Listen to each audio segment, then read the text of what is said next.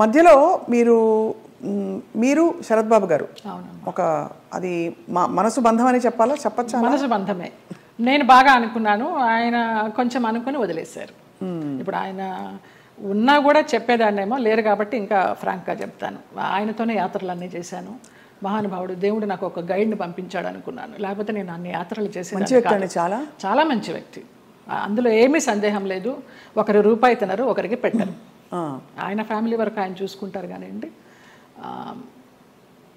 అది లేదు, ఆ గుణం లేదు. ఆ టైంలో మిమ్మల్ని వివాహం చేసుకునే టైంలో కొంతమంది ఇండస్ట్రీ ప్రముఖులే ఆపారు ఆయన్ని, లేకపోతే మీ తెలుసు పెళ్ళయి సెటిల్ అయ్యేవారు కూడా అన్నారు అంట. నిజం. చాలా ఆలోచనలు చేశాము, ఒక బిడ్డను కూడా కందామని ఆలోచన చేశాము, దానికి అన్ని ప్లానింగ్స్ వేసుకున్నాము. తర్వాత ఆయన ఆలోచిస్తూ ఉంటారు, సంవత్సరాల తరబడి ఆలోచిస్తూ ఉంటారు. ఒక విషయం చెప్తే ఒక 100 రకాలుగా ఆలోచించి, లలిత ఇలా వద్దేమో అలా వద్దేమో, మనం ఎవరన్నా కానీ వాళ్ళు మన ఇద్దరం పోయామనుకో అమ్మాయిని ఆస్తి కోసం ఏమన్నా చేస్తారేమో, ఇలాగంతా కూడా చెప్పేవారు. నేను చాలా ఫ్రాంక్గా ఫస్ట్ టైం చెప్తున్నాను. నేను వాళ్ళ ఫ్యామిలీ మెంబర్స్ నేనేమి లెక్క చేసేది లేదు. వాళ్ళ ఫ్యామిలీ మెంబర్స్లో ఒక తమ్ముడు నాతో చాలా క్లోజ్గా ఉంటాడు, ఒక తమ్ముడు ఫ్యామిలీ. ఇప్పుడు కూడా వారి అబ్బాయి మీతో టచ్లో ఉన్నారు ఉన్నాడు అని అంటారు. అంటే పిల్లలాగానే. ఎక్కడ మిమ్మల్ని ఒక శత్రువుగా చూడలేదు కుటుంబానికి? లేదు లేదు, కుటుంబానికంటే వారి కుటుంబానికి. వారి కుటుంబంలో ఎవరికి నేను పెద్ద తెలీదు, మా మధ్య ఏం జరిగిందని కూడా ఎవరికి తెలియదు.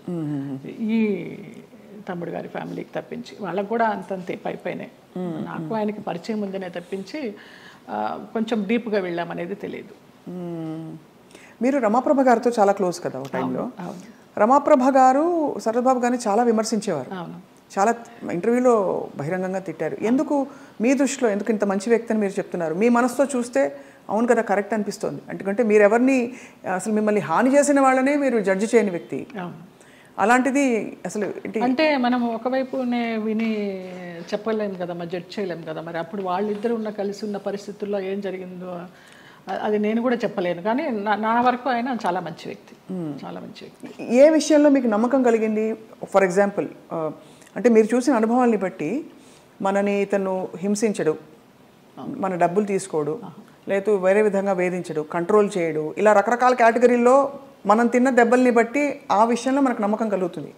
ఏ విషయంలో మీకు ఒక భరోసా కలిగింది ఆయన? నాకు తెలియదు, నా అంతటి నేనే మామూలుగా బావా బావా అని పిలిచేదాన్ని, వెళ్ళేదాన్ని. రమాప్రభ గారి కోసం అక్కకి ఏమన్నా చేయండి బావా అనేదాన్ని. అక్కకి చాలా చేశానమ్మా, ఇంకా నేను చేయాల్సింది ఏమీ లేదు అనేవారు. అలాగా నేను ఈ గుళ్ళు వెళ్తాను, ఆ గుళ్ళు వెళ్తాను, ఈ పురాణాలు చదువుతానంటే ఆయన దగ్గర కూర్చుంటే గంటలు గంటలు అలాగా టైం పాస్ అయిపోయేది. అప్పుడు నేను ఒక ఆడదాన్ని అనే అభ్యంతరం లేకపోతే మీ వెంట తీసుకెళ్ళడానికి, మీరు యాత్రలకు వెళ్ళినప్పుడు నాకు చెప్పండి బావా, నేను వస్తాను అనేదాన్ని. అలాగా మా యాత్ర సాగిందనమాట. అట్లా ఇంకా ఆయన లలిత లలిత అని పిలవడము, క్లోజ్ అయినామని చెప్పాలి. దాదాపు మీకు అంటే గృహస్థాశ్రమం లేకపోయినా వానప్రస్థాశ్రమం లాంటిది తొందరగా ఫాస్ట్ ఫార్వర్డ్ మోడ్లో కర్మలు అయిపోతాయి చూడండి. ఇప్పుడు మనం అనుభవించడానికి వచ్చిన కర్మలు అయిపోవాలంటారు కదా, అలా మీకు ఏదో రాసి పెట్టినట్టు మీరు దాన్ని అటాచ్ అయ్యారు, మళ్ళీ డిటాచ్ అయిపోయారు. అవును, ఆయన ఒక విషయంలో బాధపడుతున్నప్పుడు చిట్టిబాబు గారు వాళ్ళే చెప్పారు, పోనీలే నీకు భగవంతుడు ఆయన్ని గైడ్ కింద పంపించాడు నువ్వు యాత్రలు చేయడానికి. ఆయన పోయినప్పుడు బాధపడితే మంచి వ్యక్తి వెళ్ళిపోయారు అనేసి అన్నారు. ఇంకా అప్పటితో ఆ ఆలోచన కూడా లేదు. ఇంకా వెళ్ళాను, హాస్పిటల్కి వెళ్ళేదాన్ని, చూసేదాన్ని, అసలు మన సృహలోనే లేరు. లాస్ట్ ఇయర్ February 14th నాడు, వ్యాలంటైన్స్ డే నాడు హాస్పిటలైజ్డ్ అయిన మనిషి May 21st నాడు పోయినారు. చూడలేకపోయారు కదా? చూడలేకపోయిన వాళ్ళం. బావా బావా అని పిలిచేదాన్ని, అయ్యప్ప అని పిలిచేదాన్ని ఆయన్ని. ఆయన ఆధ్వర్యంలో ఇరుముడి కట్టుకుని నేను మండలం రోజులు అయ్యప్ప దీక్ష చేసి అయ్యప్పకే వెళ్ళాను. ఆయనతో వెళ్ళాలనుకున్నాను కానీ వెళ్ళలేకపోయినాను, నేను విడిగా వెళ్ళాను. అప్పుడు నేను ఇరుముడి కట్టుకునేటప్పుడు ఆయనే చెప్పారు నాకు మంత్రాలన్నీ. అట్లా అయ్యప్ప అని నా ఫోన్లో కూడా తత్వమసి అని ఫీడ్ అయి ఉంటుంది ఆయన పేరు.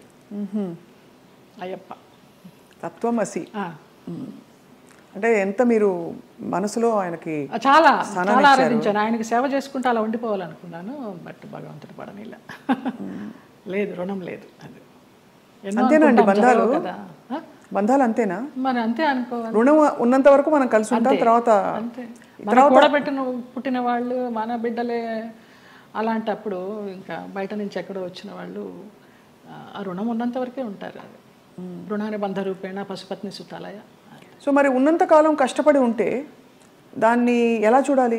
రుణం ఉంది కాబట్టి నాకు ఈ కష్టాలు పెట్టాడు, కష్టాలు పడదాం అనుకోవాలా, లేకపోతే అంతే పడాలి. కష్టాలని భరించే శక్తిని ఇవ్వమని కోరుకుంటా నేను. నువ్వు కష్టాలను ఇచ్చావు, భరించే శక్తి నువ్వు, అదే కోరుకుంటా ఎప్పుడు. మరి ఎప్పుడు ఇది సరికాదు, సవ్యం కాదని ఇప్పుడు చాలామంది ఆడపిల్లలు, మీకు అయిన ఎక్స్పీరియన్స్, మీ పెళ్లిలో 6 నెలలలో ఒక హింస, ఒక ఎక్స్‌ప్లాయిటేషన్ ఉంది, బయటకు వచ్చేయాలని ఆలోచించిన పరిస్థితుల్లో ఎప్పుడు బయటికి రావాలనే స్ఫురణ ఎలా కలుగుతుంది? బికాజ్ భరిస్తాం, సర్దుకుంటాయన్న హోప్ ఉంటుంది. ఆ స్ఫురణ ఏం చెప్పిన మాట వినాలని మీ గైడెన్స్ అడుగుతున్నాం. మీరు డైరెక్ట్గా పడ్డ వ్యక్తి కాబట్టి మీకు అర్థమైంది కదా ప్రశ్న. అది మన రాతలో ఉంటుంది, ఏదో అదృశ్యవాణి చెప్తుంది మనకి, భరించావు చాలు, ఇంకా ఇది చెయ్యి అని గైడెన్స్ వచ్చేస్తుంది అని. నాకు బ్లైండ్గా వెళ్తా నేను, అంతే. అంతే, అంత డీప్గా వెళ్ళి నాలెడ్జబుల్గా చెప్పాలంటే నాకు తెలియదు, కానీ అనిపిస్తుంది, మనకే అనిపిస్తుంది. ఇంకా ఆ టైం అయిపోతుందని అనిపించినప్పుడు అది ఆటోమేటిక్గా వస్తుందని నేను అనుకుంటున్నాను. ఎంత ఇవాల్వ్ అయ్యారు మీరు స్పిరిచువల్గా, ఎన్ని కష్టాలు పడినా కూడా ఎంత పరిణితి తెచ్చుకున్నారు మీరు, అంటే జీవిత ప్రయాణంలో. నేను కేరళ డీటాక్స్కి వెళ్ళినప్పుడు కూడా 14 days ఒంటరిగా ఉన్నాను. అప్పుడు నా లైఫ్ స్టైల్ మారిపోయిందమ్మా, మైండ్ సెట్ కానీ లైఫ్ స్టైల్ కానీ. ఎంత భయస్తురాల్లో నేను, చిన్న విషయానికి భయపడిపోతే, ఎక్కడన్నా నొప్పి వస్తే, ఇక్కడ నొప్పి వస్తే బ్రెస్ట్ క్యాన్సర్ ఏమో, ఇక్కడ నొప్పి వస్తే అపెండిసైటిస్ ఏమో అని అస్సలు లేదు. ముక్తినాథ్ నడిచి దిగాను -degreesలో మొన్న. అవునా? మొన్న రీసెంట్గా 4 days అవ్వలేదు. ఆ ముక్తినాథ్ ఒక ఇన్సిడెంట్ చెప్పాలి స్వప్న. ఒక ఆవిడ కటక్ నుంచి వచ్చారు, జ్యోత్స్నారావు అనేసి, ఒరిస్సా ఆవిడ కాదులే, ఒరిస్సాలో జాబ్ చేసేవారు, కాకినాడ ఆవిడ, బ్రాహ్మణ ఆవిడ. ఎవరు లేరు, నానే వాళ్ళు ఎవరు లేరు, తోడబుట్టిన అన్నదమ్ములు కానీ, అక్క చెల్లెళ్ళు కానీ, సంసారం కానీ, పిల్లలు కానీ ఎవ్వరు లేరు. ఆవిడ బ్రహ్మచారిణి. ఆవిడ వచ్చి నాకు ఎవరు లేరు 3 రోజులు ప్రయాణం చేశారు మాతోటి. 11th నాడు బయలుదేరాము ఇక్కడి నుంచి, 12th, 13th నాడు ముక్తినాథ్ తీసుకెళ్లారు. అలాగే డోలీలో ఎక్కించి వెళ్ళారు. ఆవిడకి ఏదో హై బ్లడ్ బీపీనో షుగర్ ఏదో ఉంది. అన్నం తినాలనిపించక మాత్రలు వేసేసుకుంటున్నారు. తర్వాత ఆ ముక్తినాథ్లో జామ్సంలో మేము స్టే చేసినప్పుడు వెన్ను వణికించే చలి, అక్కడ హీటర్స్ ఉండవు, హీటర్స్ పెడితే ఆక్సిజన్ అందదంట, హై ఆల్టిట్యూడ్ అనమాట. అక్కడ ఆ రోజు నరకం అనుభవించాం అందరం, 80 members గ్రూప్ మేము.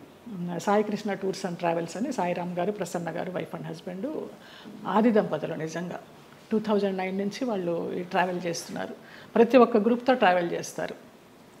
ఇంకా నేను లైఫ్ జర్నీ అంతా వాళ్ళతోనే యాత్రలు కంటిన్యూ చేయాలని వాళ్ళతో చెప్పి కూడా వచ్చా కన్ఫర్మేషన్.